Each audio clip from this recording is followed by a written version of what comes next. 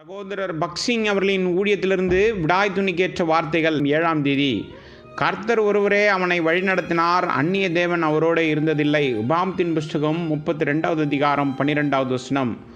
உபாகமத்தின் புஸ்தகம் 32வது அதிகாரம் 7லிருந்து 14வது வசனம் வரை தேவன் மோசேயின் மூலமாக இஸ்ரவேல் புத்திரருக்கு நினைப்பூட்டி கொண்டிருந்தார். கடந்த காலத்தில் அவர்களை அந்நிய தெய்வங்கள் வழிநடத்தவில்லை, மாறாக அவரே அவர்களை ஆசீர்வதித்தார். அதே போல எதிர்காலத்திலும் அவர் அப்படியாக செய்வார் என்று. அவர்கள் இப்போது வாக்குத்தத்த தேசத்தில் பிரவேசிக்கவிருக்கும் சமயத்தில் இதை அவர்களுக்கு நினைவில் கொள்ள வேண்டும் என்று தேவன் விரும்பினார். கடந்த காலத்தில் நாம் பெற்ற ஆசீர்வாதங்களை மறந்து தேவ கிருபையால் நாம் ரட்சிக்கப்பட்ட நோக்கத்தை தவறவிடுவது மிகவும் எளிதான காரியமாயிருக்கிறது. மேலும் நாம் அவரால் தேடப்பட்டு ரட்சிக்கப்பட்ட மகத்தான மற்றும் உயர்ந்த நோக்கத்தை நாம் மேலும் மேலுமாக சிந்தித்து அவற்றை அறிந்து உணர்ந்து கொள்வது நல்லது.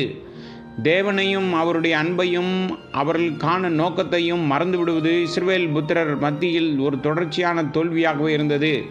அவர்களுக்கு சில தேவைகள், சில பிரச்சனைகள் அல்லது துன்பங்கள் இருக்கும்போது மட்டுமே அவரை நினைத்தார்கள்.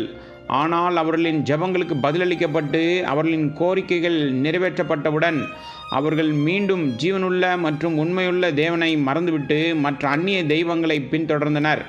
நமக்கும் இதே பலவீனம் இருக்கலாம். நாம் தேவனுடைய அன்பையும் விசுவாசத்தையும் ருசித்து அனுபவித்த பிறகு எந்த ஒரு பொருளோ, நபரோ, ஆசையோ அல்லது குழுவோ தேவன் மீதான நம்முடைய அன்பை குறைத்து விடுகிறது. அவர் மீதான நம்பிக்கையை நாம் பலவீனப்படுத்தினால் அது நம் வாழ்வில் ஒரு அந்நிய தெய்வங்களாக மாறும். தேவன் யாக்கோபை ஆசீர்வதித்திருந்தார், ஆனால் அவனுடைய வீட்டில் அந்நிய தெய்வங்கள் இருந்தபடினால் அவனால் அதற்கு பிறகு கர்த்தருடன் செல்ல முடியவில்லை. ஆதியாகமத்தின் புஸ்தகம் 35வது அதிகாரம் 2 மற்றும் 4வது வசனங்கள்.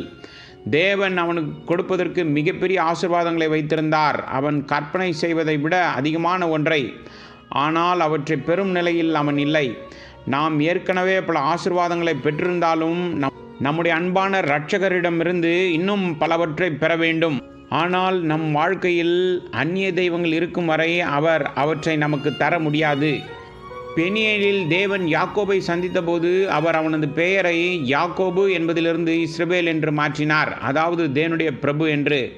தேவன் யாக்கோபை சந்தித்து அவனை ஆசீர்வதிக்கக்கூடிய சரியான இடமான பெத்தேலுக்கு அவனை கொண்டு வந்து இன்னும் அதிகமாக அவனுக்கு கொடுக்க சித்தம் கொண்டிருந்தார். சீக்கேமில் யாக்கோபு மிகவும் செழிப்பானவனாக இருந்த போதிலும், மேலும் பொருள்களுக்கு எந்த குறைவும் இல்லை என்றாலும், இன்னும் தேவனுடைய பார்வையில் அவன் ஆவிக்குரிய ரீதியில் மிகவும் ஏழ்மையானவனாகவே இருந்தான். எனவே அவன் அந்த இடத்தை விட்டு பெத்தேலுக்கு போகும்படி யாக்கோபுக்கு தேவன் கட்டளையிட்டார். ஆவிக்குரிய ரீதியில் அவன் பெத்தேலுக்கு வெகு தொலைவில் இருந்தான். பெத்தேலில் அவனை முழுமையாக ஆசீர்வதிக்க தேவன் தீர்மானித்திருந்ததால் யாக்கோபு பெத்தேலுக்கு திரும்பும் வரை ஆசீர்வாதங்களை அவனால் பெற முடியவில்லை.